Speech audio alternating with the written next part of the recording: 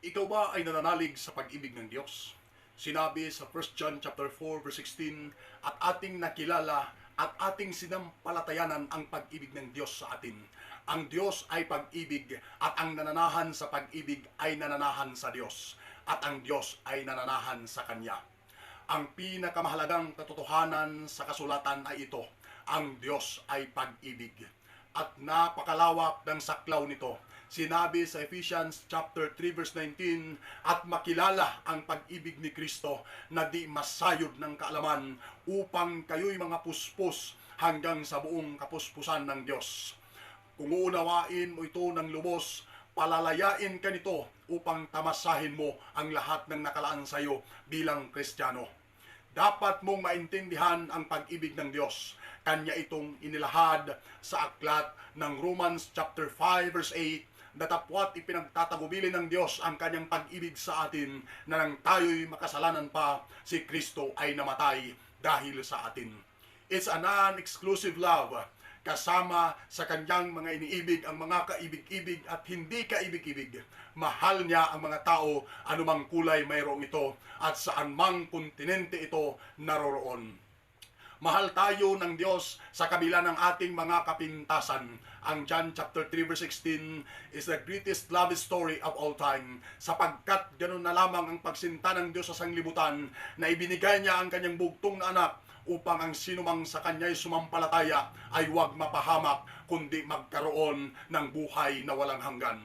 Nakapaloob sa talatang ito ang pinakadakilang pagpapakasakit na dito ay nag-alay ng buhay si Kristo.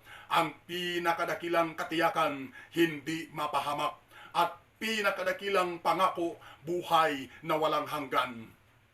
Mahal tayo ng Diyos sa kabila ng ating mga pagkukulang, pagkakamali at kahinaan. In fact, si Kristo ay namatay dahil sa mga makasalanan.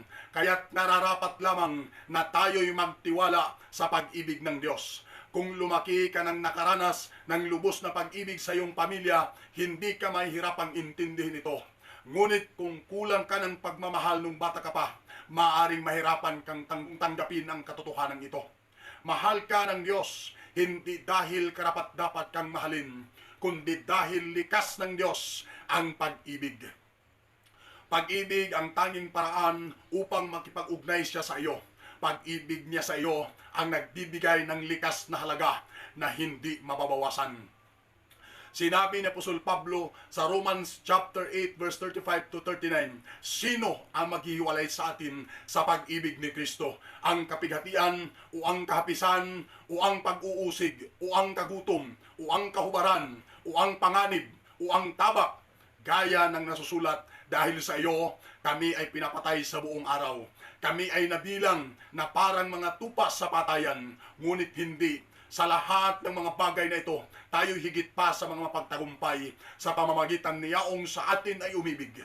Sapagkat ako'y naniniwalang lubos na kahit ang kamatayan man, kahit ang buhay, kahit ang mga anghel, kahit ang mga pamunuan, kahit ang mga bagay sa kasalukuyan, kahit ang mga bagay na darating, kahit ang mga kapangyarihan, kahit ang kataasan, kahit ang kababaan, kahit ang alinmang ibang nilalang ay hindi makapaghiwalay sa atin sa pag-ibig ng Diyos na nasa kay Kristo Jesus na Panginoon natin.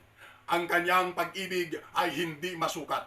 Kung ganito kalawak ang pag-ibig ng Diyos, ay bakit tayo nababalisa at natatakot sa buhay? Ang haba ng pag-ibig ng Diyos ay lampas kaysa abot ng ating tanaw. Hanggang saan lamang ba ang abot ng ating tanaw?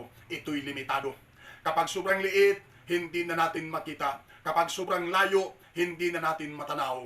Ngunit ang pag-ibig ni Jesus ay walang limitasyon. Ito'y lampas kaysa ating mga pangarap at kahilingan. Ang mga pangarap natin maaaring napakatayog, ang mga kahilingan natin maaaring napakarami. Ganun pa man, hindi pa rin maaaring pumantay ang ating mga pangarap at kahilingan sa pag-ibig ng Diyos. Kadalasan, higit pa sa ating inaasam ang nangyayari. Sabi nga ni Pablo sa Ephesians chapter 3 verse 20, ngayon, sa makapangyarihang gumawa ng lubhang sagana ng higit sa lahat ng ating hinihingi o iniisip, ayon sa kapangyarihang gumagawa sa atin, makagagawa ang Diyos ng higit kaysa anumang isipin natin. Ang pag-ibig ni Jesus ay lampas maging sa sukat ng ating buhay. Hanggang saan lamang ba ang buhay? Sabihin na nating 100 taon, ngunit ang pag-ibig ng Diyos ay higit at higit pa. Ganon kalalim ang pag-ibig ng Diyos na kaya nitong abutin maging ang kalaliman ng ating mga problema, pangamba at pag-aalinlangan. Mas malalim ang pag-ibig ng Diyos kaysa sa mga ito. At walang problema na hindi kayang maarok at masolusyonan ng pag-ibig ng Diyos. Kung hindi mo matanggap ang katotohanan ng mahal ka ng Diyos, hindi mo siya lubos na makakaugnay. Kapag dinisiplina ka, hindi mo makikita na dahil ito sa pagmamahal niya sa iyo. Sa halip, maaaring sumama ang loob mo sa Kanya kapag hindi ibinigay ng Diyos sa iyo ang isang hinihiling mo na hindi makakabuti sa iyo. Iisipin mo na hindi siya nagmamalasakit sa iyo. Kung wala kang malinaw na pagkaintindi at pagtanggap sa pag-ibig niya sa iyo, hindi mo siya maiintindihan. Pati ang nais niyang gawin sa buhay mo ay maaaring ipagsawalang bahala mo na lamang. Ngunit kung tatanggapin mo ang pag-ibig ng Diyos, magagawa mong gantihan siya ng pagmamahal, pati ang ibang tao. Ayon sa 1 John chapter 4 verse 19, tayo'y nagsisiibig sapagkat siya'y unang umibig sa atin. Nakakaranas ka ba ng malalim na kalumbayan na tila ba wala nang nagmamalasakit sa iyo? Mga problema na tila ba wala nang katapusan at wala kang makitang katuwang. Alalahanin mong mahal ka ng Diyos. Ang katiyakan sa pag-ibig ng Diyos ay magpapalaya sa iyo upang tamasahin mo ang napakaraming paraan ng kanyang solusyon at pagpapahayag ng pag-ibig na ibubuhos niya sa iyo araw-araw. Sapat ang lawak, haba, taas at lalim ng pag-ibig ni Jesus upang tayo'y palayain sa takot, pangamba, kabiguan, pag-aalala, kasinungalingan at kamangmangan. Isipin mo ang lawak ng sansinukob.